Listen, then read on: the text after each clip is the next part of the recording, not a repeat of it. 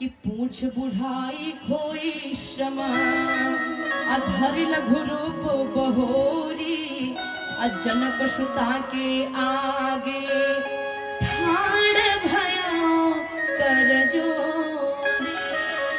हनुमान पूरी लंका दहन करके मैया जानकी से चूड़ामणि प्राप्त करके और भगवान के पास आते हैं, भगवान के चरणों में आकर के गिरे हैं। पुनः एक बार अंगद को भेज करके प्रभु द्वारा रावण को फिर से समझाया जाता है, लेकिन मूढ़ रावण किसी की भी बात मानने को तैयार नहीं है। इतना तक कि उसने अपने भाई विभीषण को भी लात मार करके निकाल दिया। तत्पश्चात विभीषण जी प्रभु के आगे शरणागत होते हैं और फिर रामादल एवं रावण की सेना में बहुत ही भयंकर युद्ध प्रारंभ होता है। पहले दिन के युद्ध में ही रावण की आधी सेना समाप्त हो गई। दूसरे दिन के युद्ध में लक्ष्मण जी को शक्ति बाण लग गई। देखिए, जब भी हमारे जीवन में दुख आता है तो हम किसे पुकारते हैं बताइए? जब हमारे जीवन में दुख आता है किसे पुकारते हैं? भगवान को। लेकिन जब भगवान के जीवन में दुख आता है तो वो किसे पुकारते हैं? हनुमान को।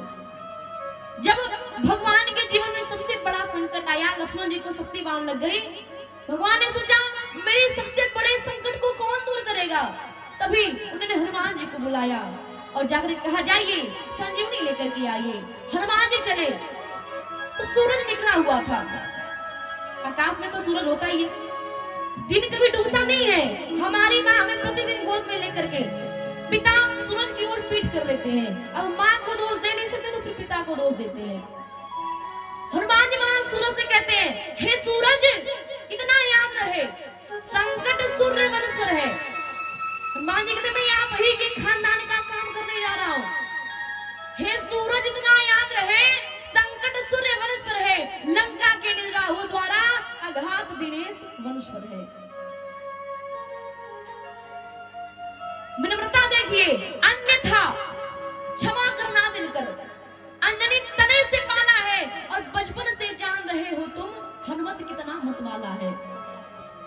धमकी भी देते तो कैसे? मुख में तुमको धर रखने का फिर वो क्रूर साधन होगा और बंदी मोचन तब होगा जब लक्ष्मण का दुख मोचन होगा। एक बार प्रेम से बोले हनुमान जी महाराज की जय। हनुमान जी के द्वारा लक्ष्मण जी की मूर्छा दूर की गई। तीसरे दिन के युद्ध में कुंभकर्ण को गति प्रदान की गई है और चौथे दिन के युद्ध में लक्ष्मण भैया के द्वारा मेघनाद को प्रलोक का रास्ता दिखाया गया है। इधर दशकंदर कुश्ती से आग बबूला हो जाता है। मंदोदरी का तो बहुत ही बुरा हाल था, वो बेचारी छाती पीट पीट करके दहाड़े मार करके रो रही थी कि मंदोदरी अब दन कर भारी।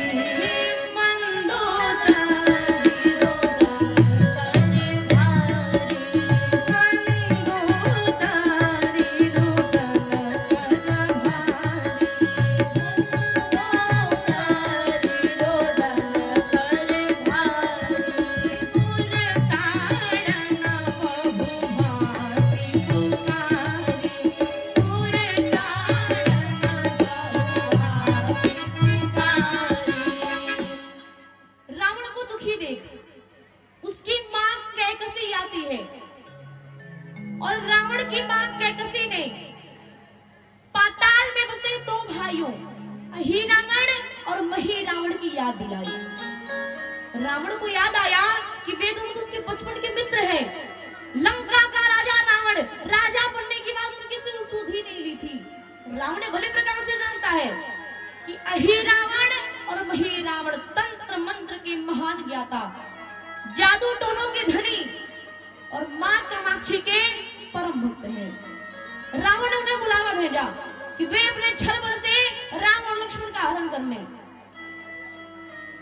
इधर अहि रावण ने अपनी माया के जाल से चंद्रमा को ढक लेता है। उस दिन आश्विन शुक्ल पक्ष का षष्ठी तिथि थी। विभीषण जी उन्हें लगा प्रभु श्री राम और लक्ष्मण जी की सुरक्षा व्यवस्था जो है और कड़ी करनी पड़ेगी, साथ ही अपने भी निगरानी में लगे हुए थे।